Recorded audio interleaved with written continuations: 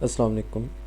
9th class mathematics new book federal board के हवाले से चैप्टर नंबर 1 में 1.1 एक्सरसाइज लेक्चर नंबर 2 जो है उसमें जो क्वेश्चन नंबर 2 को हम डिस्कस करेंगे तो वो कुछ इस तरह है कि convert the following rational fraction into decimal form. कि हमें कुछ क्वेश्चन जो हैं वो फ्रैक्शंस की सूरत में दिए हुए हैं और हमने उसको डेसिमल फॉर्म में कन्वर्ट करना है। तो ये भी ऑब्जेक्टिव टाइप है कि आपको अगर कोई भी क्वेश्चन इस तरह गिवन हो कि वो फ्रैक्शन में हो तो आपने उसको डेसिमल में कन्वर्ट करना हो तो उसका सिंपल वे एक ये है कि बाय यूजिंग डिवीजन मेथड हम उसको डिवाइड कर लें, जो ऊपर वाली वैल्यू है उसको अंदर रखें और नीचे वाली वैल्यू से हम उसको क्या कर लें, डिवाइड कर लें। दूसरा आसान मेथड इसका ये है कि हम कैलकुलेटर पे इन वैल्यूज़ को डिवाइड कर लें। 17 डिवाइडेड बाई 25 तो आपको डेसिमल फॉर्म मिल जाएगी 0.68 और ये टर्मिनेटिंग है, ये यहाँ पे एंड हो जाती है, ये अप टू सोन नहीं है। इसी तरह सेम अगर हम नीचे देखें तो दूसरा पार्ट इसका ये है क्वेश्चन नंबर 2 का 3/8 तो वो 0.375 है, ये भी आप कैलकुलेटर से मालूम कर सकते हैं। इसी तरह अगर हम इसका थर्ड पार्ट देखें 11/25 तो वो भी कैलकुलेटर से फाइंड हो सकता है और ये सब टर्मिनेटिंग है, मतलब रुक रहे हैं। लेकिन अगर लास्ट पार्ट देखें तो 2/7 तो वो 0.2857 आएगा और अप टू 100 ऑन ये चलता जा रहा है, तो ये नॉन टर्मिनेटिंग फॉर्म है। बहरहाल इस क्वेश्चन में सिंपल उसने जस्ट आपसे ये पूछा कि आपने फ्रैक्शन को डेसिमल फॉर्म में लिखना है, तो सबसे आसान वे है कि आप इसको कैलकुलेटर से डिवाइड करें तो आपकी कैलकुलेशन आ जाएगी। अब अगर हम क्वेश्चन नंबर 3 को देखें तो क्वेश्चन नंबर 3 कुछ इस तरह है कि वो कहता है कि convert each of these decimals into its simplest rational fraction form में आपने इसको कन्वर्ट करना है। अब अगर हम इसमें देखें तो हमारे पास जो पहला पार्ट है वो है 6.7। अब 6.7 जो है इसको अगर बिलफर्ज हमने रैशनल फॉर्म में कन्वर्ट करना है तो इसका आसान वे ये होता है कि पॉइंट को हम एक ख़त्म करते हैं तो पॉइंट की जगह नीचे 1 आ जाता है और पॉइंट के आगे जैसे 7 है तो 7 की जगह 0 वैल्यू आ जाती है। तो यूँ हम इसको यूँ लिख सकते हैं 67/10।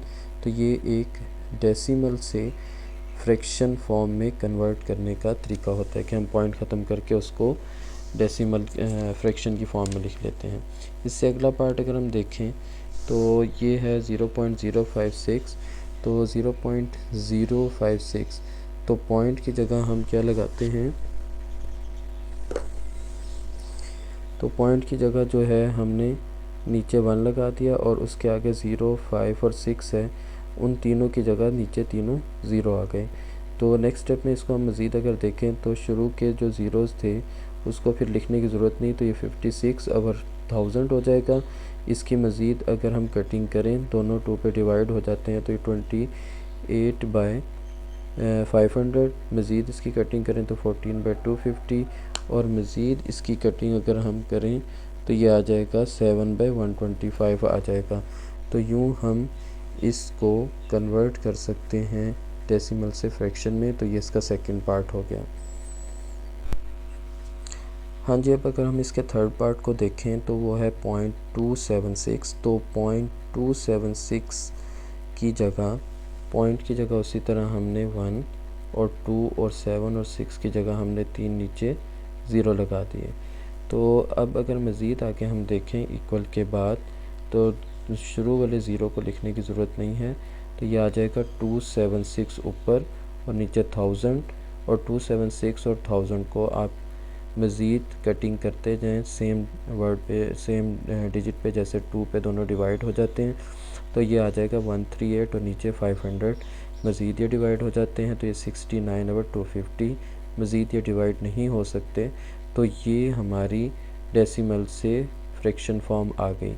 अब यहाँ से डायरेक्ट 276 डिवाइडेड बाई 1000 को कैलकुलेटर पे भी आप करके डायरेक्ट 69/250 आंसर हासिल कर सकते हैं। तो मेन पॉइंट ये है कि हमने डेसिमल से फ्रैक्शन में कैसे कन्वर्ट करना है। अब अगर मज़ीद अगर हम नेक्स्ट स्टेप को देखें तो 0.7428 है और इसको अगर हम पॉइंट ख़त्म करें तो पॉइंट की जगह 1 और 7 4 2 8 की जगह नीचे 4 0 आ जाएंगे। तो नेक्स्ट स्टेप में 0.0 लिखने की ज़रूरत नहीं होती, 7 4 2 8, क्योंकि स्टार्ट वाले ज़ीरो की कोई वैल्यू नहीं होती, और नीचे 10,000 आ जाएगा। तो इसमें मज़ीद हम कटिंग करें 2 पे, 2 से डिवाइड हो जाते हैं दोनों, तो 3714 और 5000 आ जाएगा। और मज़ीद नीचे अगर हम देखें तो 1857 डिवाइडेड बाय 2500 आंसर आ जाएगा। तो ये आप डायरेक्ट कैलकुलेटर से ही कर सकते हैं। तो 1857 डिवाइडेड बाय 2500 ये डेसिमल से फ्रैक्शन की फॉर्म आ गई। इससे ज़्यादा मज़ीद ये फ्रैक्शन की फॉर्म कन्वर्ट नहीं हो सकती। तो ये हमारा आंसर है। तो ये था क्वेश्चन नंबर 2 और 3। अब अगर हम आगे देखें तो क्वेश्चन नंबर 4 क्या है। क्वेश्चन नंबर 4 में वो हमसे क्या पूछना चाहता है, वो ये कहता है कि give any rational number, give any 3 random rational number between the following. कोई से दो आपको वो रैशनल नंबर देता है और उसमें वो कहता है कि आप इसके दरमियान 3 रैंडम रैशनल नंबर कोई से फाइंड कर सकें, कर लें। अब उसमें मेथड इस तरह है कि एक तो जस्ट जर्नल हम डिस्कस करके बता सकते हैं, लेकिन अगर उसको मैथमेटिकली सॉल्व किया जाए तो उसका वे कुछ इस तरह होता है कि आपने 3/4 और 5/9, तो हमने देखना है कि नीचे जो हमारे पास वैल्यूज़ हैं जैसे कि 4 और 9, तो इसका एलसीएम अगर हम लें तो वो 36 आता है। नहीं तो दूसरे अल्फाज में हमने नीचे वाली वैल्यूज़ को सेम करना होता है, डिनोमिनेटर्स को। तो उन डिनोमिनेटर्स को सेम करने का वे ये होता है कि 4 को इधर ऊपर मल्टीप्लाई और नीचे भी 9 से मल्टीप्लाई, और इधर वाले 9 को इधर 3 से मल्टीप्लाई ऊपर और 4 से नीचे डिवाइड, मतलब 4 से नीचे मल्टीप्लाई।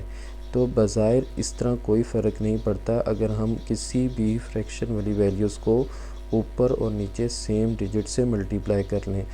तो इसी तरह यहाँ पे भी अगर हम 4 से ऊपर मल्टीप्लाई और 4 से नीचे डिवाइड कर लें तो फ्रैक्शन पे कोई फ़र्क नहीं पड़ता। लेकिन हम 4 और 9 से ही क्यों कर रहे हैं, तो उसकी वजह यह है कि 4 को अगर मैं इधर मल्टीप्लाई और नीचे भी मल्टीप्लाई, और 9 को अगर इधर मल्टीप्लाई और इधर 4 से भी नीचे मल्टीप्लाई, तो हमारी नीचे वाली फ्रैक्शन सेम आ जाती है। अगर आप इसको देखें तो अब ये हमारे पास क्या वैल्यूज़ आ गई, नीचे 36 और 36, तो ये हमारे पास नीचे डिनोमिनेटर सेम आ गया। अब अगर हम ऊपर वाले की बात करें तो 9 3 द 27 और 5 4 द 20, तो हमारे पास ये 20 और 36 और एक 27/36 आ गई।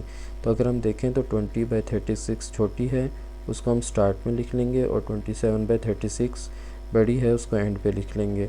अब इनके दरमियान हमारे पास एक तरतीब, एक सीक्वेंस से वैल्यूज़ लिखी जा सकती हैं, क्योंकि नीचे डिनोमिनेटर सेम है और ऊपर न्यूमिनेटर चेंज है। तो 20 से 27 के दरमियान हम चेक कर लेंगे, क्योंकि डिनोमिनेटर सेम होने की सूरत में ऊपर वाली वैल्यूज़ को हम जज कर सकते हैं कि 20 से 27 के दरमियान क्या रहा है। 20 के बाद 21, 21 के बाद 22, 23, और इस तरह हम 27 तक जा सकते हैं, 24, 25, 26 और 27/36। तो यूँ हम नंबर फाइंड कर सकते हैं। किसी भी दो फ्रैक्शंस के दरमियान रैशनल नंबर फाइंड करना हो तो हम उनके एलसीएम के ज़रिए बीच वाली वैल्यूज़ कैलकुलेट कर सकते हैं कि उनके एलसीएम सेम करके, नीचे वाली डिनोमिनेटर सेम करके, ऊपर वाली वैल्यूज़ को एक सीक्वेंस में तरतीब से लिख के उसके दरमियान जितनी भी वैल्यूज़ हमने फाइंड करनी हो तो हम कर सकते हैं। तो हमने भी इसी तरह 21, 22, 23, तो एलसीएम सबका सेम 36 ही रहेगा। तो यूँ हम फाइंड करते हैं वैल्यूज़ किसी भी दो रैशनल नंबर्स के दरमियान। अगर हमने कोई 3 निकालने हो, 4 निकालने हो, तो वो इसका ये मेथड होता है। तो ये हमारा आंसर आ गया कि इन दो रैशनल नंबर्स के दरमियान कोई से 3 रैशनल नंबर हमने फाइंड कर लिए। हाँ जी, क्वेश्चन नंबर 2 के अब सेकंड पार्ट की अगर हम बात करें तो हमारे पास दो वैल्यूज़ हैं, एक है 0 एंड 1। इसके दरमियान हमने 3 रैशनल नंबर फाइंड करने हैं। तो इसका सिंपल वे ये है कि बज़ाहिर बिल्कुल क्लोज़ वैल्यूज़ हैं 0 और 1, कि जब हमने किसी भी दो वैल्यूज़ के दरमियान 3 रैशनल निकालने हैं तो सबसे पहले हम इसको एक फ्रैक्शन की फॉर्म में लिखने की कोशिश करेंगे कि 0 के नीचे कुछ नहीं तो क्या होता है 1, और 1 के नीचे भी कुछ नहीं तो क्या होता है 1। तो बज़ाहिर ये 0/1 और 1/1 फ्रैक्शन की फॉर्म आ गई हमारे पास।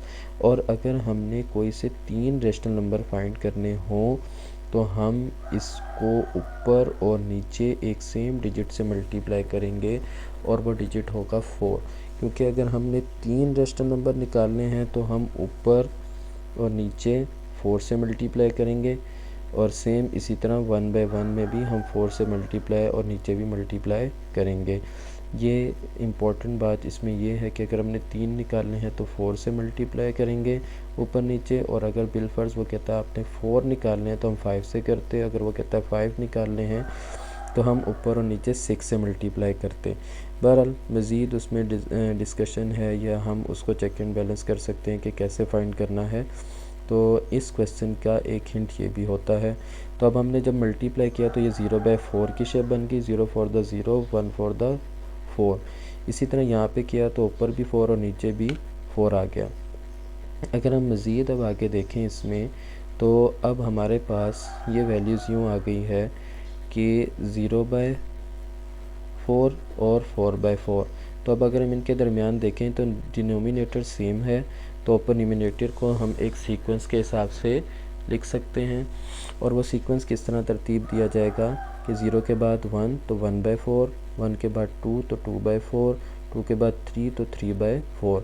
तो ये 3 रेशनल नंबर आ गए बिटवीन 0/4 एंड 4/4 के दरमियान। मतलब ये हुआ ये 0/0, 0/4 रिप्रेजेंट कर रहा है 0 को और 4/4 रिप्रेजेंट कर रहा है 1 को। तो 0 और 1 के दरमियान हमारे पास जो रेशनल नंबर आ गए वो क्या हैं 1/4, 2/4 और 3/4 आ गए।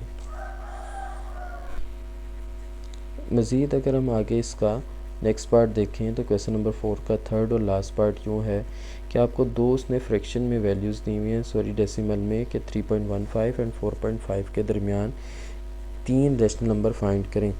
अब हम क्या करते हैं कि 3 नंबर या 3 रेशनल नंबर कैसे फाइंड करते हैं कि सबसे पहले 3.15 को अगर हम चेंज करें तो पॉइंट की जगह 1 और 5 की जगह 0, इसी तरह पॉइंट की जगह 4.5 में पॉइंट की जगह 1 और 5 की जगह 0 आ गया। तो अगर हम देखें तो हमारे पास नीचे 100 और 10 आ गया। 100 और 10 का अगर हम एलसीएम लें तो एलसीएम लेना भी सिंपल सा वे है। उसमें अगर हम एलसीएम लें तो एलसीएम हमारे पास आ जाएगा 100, ये 100 आ गया। अब 100 का मतलब ये है कि हमने नीचे दोनों के नीचे 100 बनाने की कोशिश करनी है। तो इसमें ऑलरेडी 100 मौजूद है, तो हम इसको 1 से मल्टीप्लाई ऊपर नीचे कर दें तो कोई फ़र्क नहीं पड़ेगा। यहाँ पे हम दोनों ऊपर और नीचे 10 से मल्टीप्लाई कर दें तो 100 बन जाएगा और कोई फ़र्क नहीं पड़ेगा। मज़ीद अगर हम इसको आगे देखें तो इसकी शेप बन गई 315/100 और 450/100, 315/100 और 450/100। अब इसमें ये है कि हम किस तरह करते हैं कि 315/100 में के बाद अगर हम देखें और 450/100 के दरमियान के नीचे डिनोमिनेटर सेम है तो ऊपर वाली वैल्यूज़ एक सीक्वेंस में आगे बढ़ सकती हैं। 315 के बाद 316, 316 के बाद 317, 317 के बाद 318 और यूँ अप टू 100 ऑन हम 450 तक जा सकते हैं। मतलब बेतहाशा नंबर्स या रेशनल नंबर बिटवीन 3.15 और 4.5 के दरमियान हम फाइंड आउट कर सकते हैं। बहरहाल हमने 3 करने थे तो 316/100, 317/100, 318/100। तो यूँ हम 3 नंबर या fraction number rational number find करने में नंबर फाइंड कर सकते हैं। तो ये हमारा आंसर था। तो ये हमारा लेक्चर नंबर 1 था, लेक्चर नंबर 2 था एक्सरसाइज 1.1 का, कि जिसमें हमने क्वेश्चन नंबर 2, 3 एंड 4 को डिस्कस किया। मज़ीद इसके जो पार्ट्स या जो क्वेश्चन रहते हैं वो हम लेक्चर नंबर 3 में डिस्कस करेंगे।